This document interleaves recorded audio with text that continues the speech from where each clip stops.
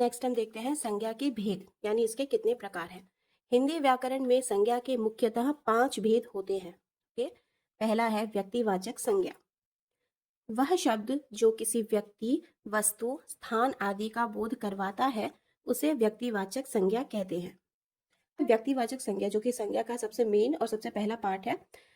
व्यक्तिवाचक संज्ञा किसे कहते हैं? जो शब्द किसी व्यक्ति यानी किसी स्पेशल पर्सन को, किसी जो व्यक्ति की पूरी जाति को यहाँ पे नहीं बताया जा रहा, यहाँ पे बस एक स्पेशल पर्सन के बारे में बताया जा रहा है, किसी स्पेशल सामान के बारे में, वस्तु के बारे में, या फिर किसी स्पेशल स्थान, कोई जगह के बारे में बताया गया है। ठीक है, तो इन सभी का जो बोध करवाता है उसे व्यक्तिवाचक संज्ञा कहते हैं। For example, Ram.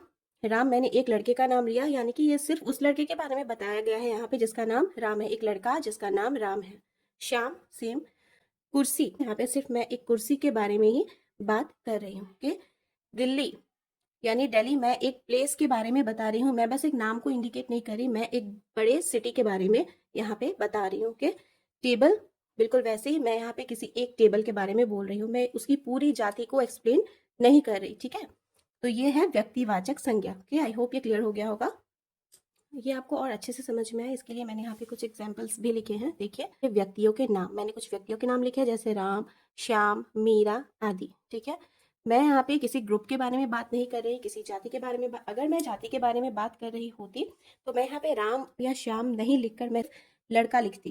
ठीक है, किसी जाति के बारे में लिखना होता तो यहाँ मीरा नहीं लिखकर मैं लड़की लिख देती। ओके, बट यहाँ पे मैंने स्पेशली राम के बारे में बताया है, स्पेशली श्याम के बारे में, वैसे ही मैंने मीरा किसी लड़की का नाम लिखा है। ओके, तो यहाँ पे ये स्पेशली व्यक्तियों के बारे में बताया गया है। ओके, व्यक्तिवाचक संज्ञा का ये एक इंपॉर्टेंट एग्जाम्पल है जो जिसके थ्रू आपको ना ये एकदम से क्लियर हो जाएगा इसका डेफिनेशन।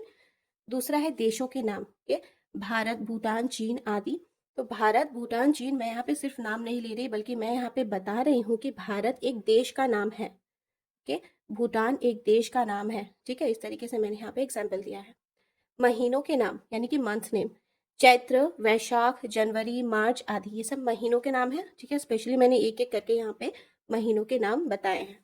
पर्वतों के नाम जैसे हिमालय, सतपुड़ा आदि। अगर मैं सिर्फ पर्वत कहती तो ये संज्ञा की कैटेगरी में आता, क्योंकि मैं यहाँ पे पूरी जाति के बारे में बात कर रही हूँ। ओके, बट यहाँ पे मैंने एक एक नाम लिख के एक्सप्लेन किया है तो ये व्यक्तिवाचक संज्ञा में आता है। धार्मिक ग्रंथों के नाम, गीता, रामायण आदि।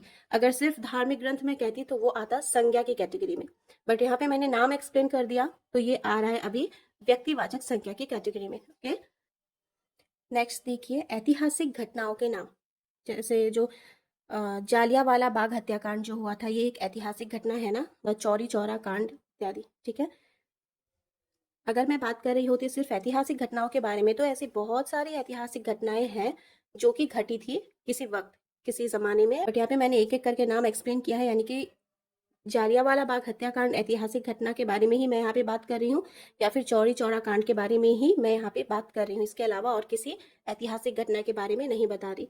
ठीक है, तो किसी स्पेशल पर्सन को, किसी स्पेशल कंट्री को, देशों को, महीने महीने, पर्वत वगैरह, किसी स्पेशल चीज को जब हम इंडिकेट करते हैं, पूरी जाति को हम नहीं लेते, बस एक स्पेशल पर्सन को ही हम इंडिकेट कर रहे होते हैं, तो वो व्यक्तिवाचक संज्ञा की कैटेगरी में आएगा। ओके,